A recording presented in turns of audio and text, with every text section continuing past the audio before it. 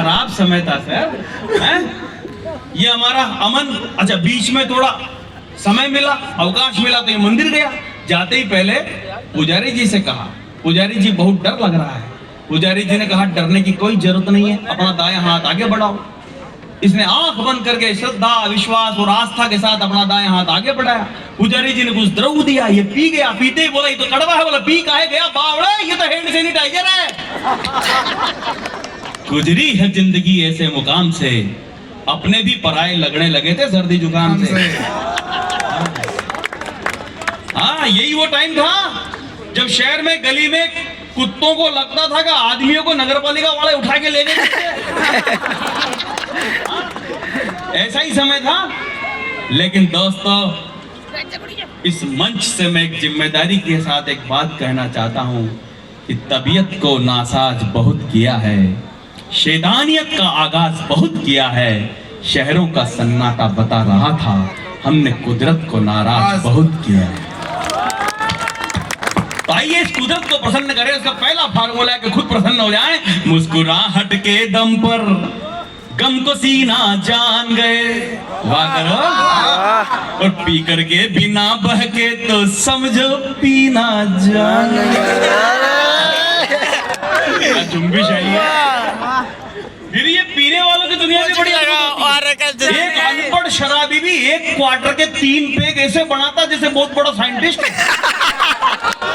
हाँ गिलास के भाई साहब एक सज्जन आज मुझे ज्ञान दे रहे थे।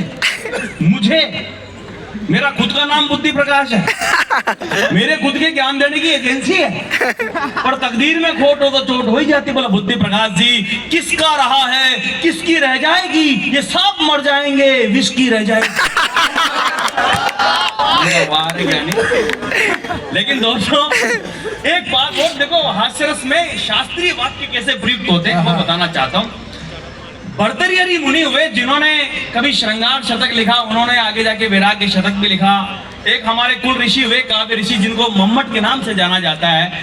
आचार्य मम्मट कहीं लिखते हैं कि वाक्यम रसात्मकम काव्यम, जिस वाक्य में रस भरा हुआ हो उसी को कविता मान लेना चाहिए। और भर्तृहरि मुनि जो है वो क्या कह रहे हैं, काव्येषु नाटकम रम्यम। जब कविता की प्रस्तुति नाटकीय तरीके से होती है तो समारोह रसवंत हो जाता है। अब इसका मजा लेना, हास्यरस में इसका प्रयोग कैसे होता है। मेरे घर के पड़ोस में एक सज्जन रहते हैं, सज्जन तो हम उनको कहते हैं, बाकी तो वो रहते हैं।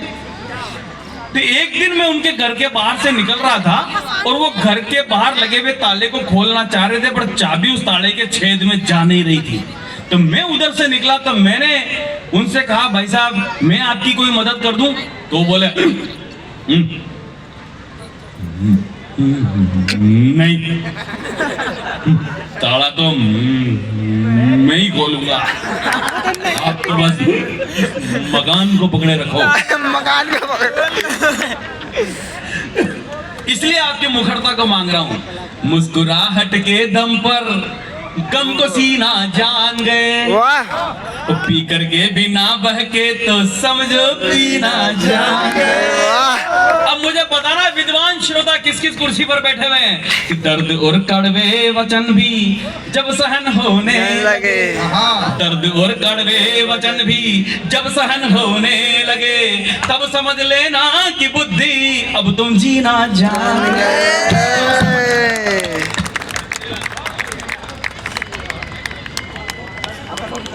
अब रुक जा।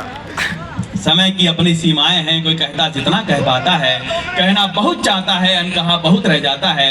लेकिन दोस्तों इस कवि सम्मेलन का जिस मस्ती और मुखरता के साथ, जिस ओजस्विता के साथ, तेजस्विता के साथ संचालन कर रहे हैं हमारे प्रिय सुमित ओरछा, ये अनुक्रम बनता है कि जिन्होंने सब कवियों के लिए कुछ न कुछ कहा, अच्छा से अच्छा कहने का प्रयास किया।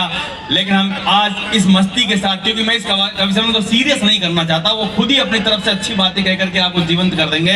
मैं इन्हें बुलाना चाहता हूं इन पंक्तियों के साथ कि हम सबने अपनी पोथी बांची, अब तुमको भी बांचना होगा। तेरे इशारे पर बनकर जमूरे नाचे हैं मदारी, अब जमूरों के इशारे पर तुझे नाचना होगा। जोरदार ताली से बुलाएं और है कवि सुमित ओरछा। जा रहे प्रबंध भैया, आप कैसे जा सकते हैं? अच्छा देखो, रात में प्रभात मिल जाए तो इसे सौभाग्य